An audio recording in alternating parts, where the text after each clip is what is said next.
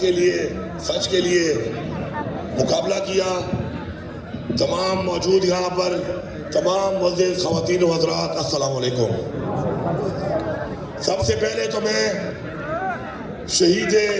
جمہوریت، شہید حقیقی آزادی، ہمارے وہ عظیم شہداء کہ جنہوں نے حق کے لیے، سچ کے لیے، اپنے ملک پاکستان کے لیے، حقیقی آزادی کے لیے اپنی جانوں کا نذرانہ پیش کیا، میں ان کو اور ان بہادر خاندان والوں کو، عظیم لواحقین کو سلام پیش کرتا ہوں پوری قوم کی طرف سے،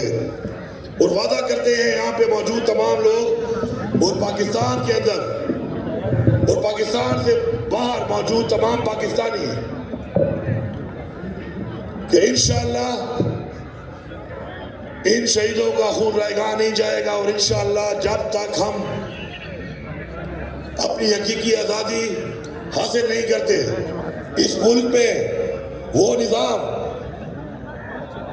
جس نظام کی بنیاد پہ پاکستان وجود میں آیا، اسلام کے نام پر وجود میں آیا، اور پاکستان کا مطلب کیا؟ لا الہ الا اللہ،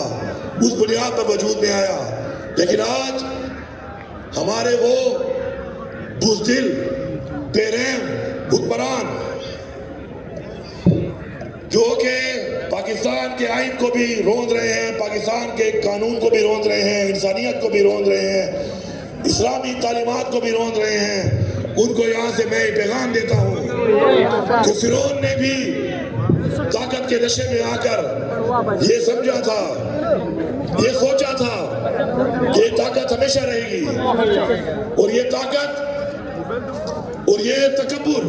اور یہ غرور اللہ تعالیٰ کو پسند نہیں ہے، اللہ تعالیٰ کو عاجزی پسند ہے۔ تو میں ان کو پیغام دیتا ہوں کہ تمہارا وقت قریب ہے، تمہارا انجام قریب ہے، تاریخ میں تمہاری طرح ظالموں کے ساتھ اللہ تعالیٰ نے جو کیا اپنی عوام کے ذریعے، انشاءاللہ وہ وقت قریب ہے کہ تم بھی اس انجام کو انشاءاللہ پہنچنے والے ہو۔ ہم یہ سوال اٹھائیں گے، چاہے جس کو اچھا لگے چاہے جس کو برا لگے، ہم یہ سوال اٹھائیں گے کہ گولی کیوں چلائی؟ گولی کیوں چلائی؟ جس نے گولی چلائی وہ بھی جواب دہ ہے، جس کے کہنے پر چلائی وہ بھی جواب دہ ہے، اور ان کا حساب ان کو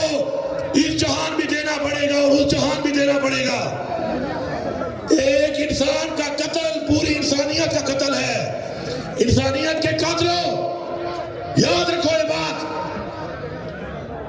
کہ تمہیں اللہ تعالیٰ اس دنیا میں بھی وہ ضلالت دکھائے گا کہ عبرت کا نشان بنو گے تم اور تمہارے خاندان والے، کہ لوگ یہ سوچیں گے کہ یہی وہ قاتل ہیں کہ جن کے ساتھ اللہ تعالیٰ نے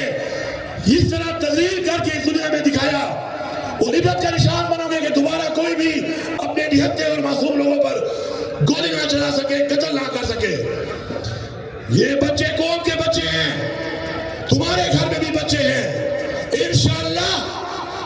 تمہیں چین کی نیند نہیں آئے گی، تمہیں سکون نہیں ملے گا، اور ہر گزرتا ہوا لمحہ تمہارے لیے کرب ہوگا، ایک ایسا کرب کہ جو تمہیں احساس دلائے گا ضلالت کا، اس جہان میں بھی اور اس جہان میں بھی، اور ایک ہی آواز تمہارے کانوں میں گونجے گی، اور وہ ہوگی کہ گولی کیوں چلائی؟ جس نے بھی یہ حکم مانا ہے، جس نے بھی یہ غیر آئینی حکم مانا ہے، جس نے بھی ایک ایسے حکم کی تعمیل کی ہے کہ جن پر اس نے معصوم لوگوں کو، نہتے لوگوں کو، کسی کے بچوں کو، کسی کے والد کو، کسی کے شوہر کو، کسی کے بیٹے کو مارا ہے، یاد رکھو تم ایسے انجام سے گزرو گے کہ تمہاری طرح لوگ دوبارہ ایسے حکم کی تعمیل تو دور کی بات، ایسے حکم سے پہلے ایسا رزق کی ذمہ داری اللہ نے لی ہے، لعنت ہے تمہارے ایسے رزق پر جس کو تم ڈیوٹی کا نام دے رہے ہو۔ یہ ڈیوٹی نہیں، غداری ہے قوم کے ساتھ، انسانیت کے ساتھ، اس ملک کے ساتھ، اپنے دین اسلام کے ساتھ۔ انشاءاللہ یہ تحریک جاری ہے، یہ تحریک عمران خان پاکستان کی تحریک نہیں ہے، یہ تحریک تحریک انصاف کی تحریک نہیں ہے، یہ تحریک حق کی تحریک ہے، یہ تحریک سچ کی تحریک ہے، یہ تحریک انصاف کی تحریک ہے، یہ تحریک امر بالمعروف کی تحریک ہے،